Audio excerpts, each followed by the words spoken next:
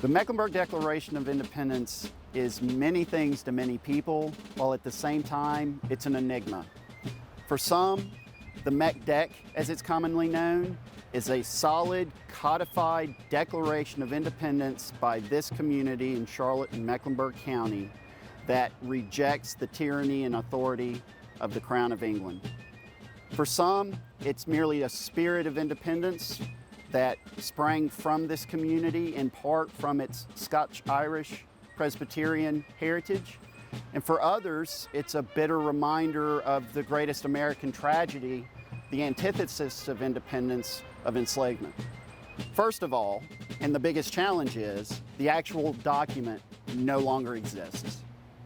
Reports are that the document was destroyed by fire in 1800 here at the historic Alexandriana Park at a home site for the Alexanders.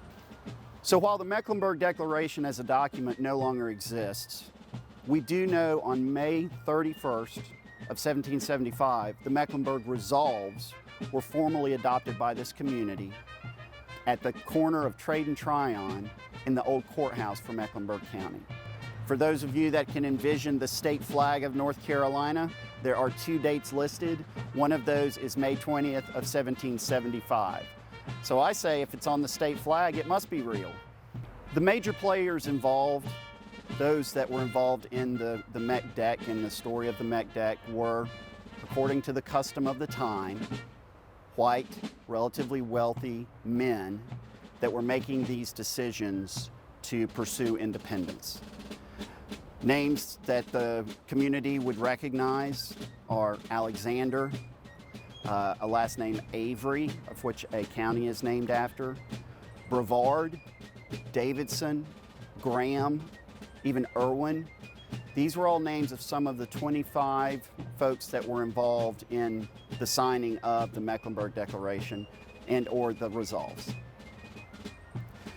Part of the intrigue of the Meck Dec is because the document no longer exists or was lost very early, there was a recounting of the effort done decades after the event itself. And that recounting relies on the memories of people who were either directly involved or who were the direct descendants of those that were involved.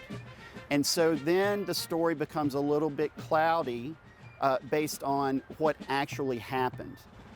Soon after the Mecklenburg Resolves were signed on May 31st of 1775, the document was given to Captain James Jack with orders to deliver it to Congress in Philadelphia. When he arrived in Philadelphia, he asked that the North Carolina delegation present the Declaration to Congress. At that point in time, the Carolina delegation paused and determined that the timing was not quite right for the delivery of the Declaration. There is some who believe that even Thomas Jefferson may have poo-pooed the idea as a hoax. In a letter written to Adams in 1819, Jefferson all but stated that the Mecklenburg Declaration was a hoax. For others, they may think that Jefferson was using it for his own political gain, trying to prevent this early attempt at declaring independence as a means to undermine his own personal efforts in delivering the Declaration of Independence for America.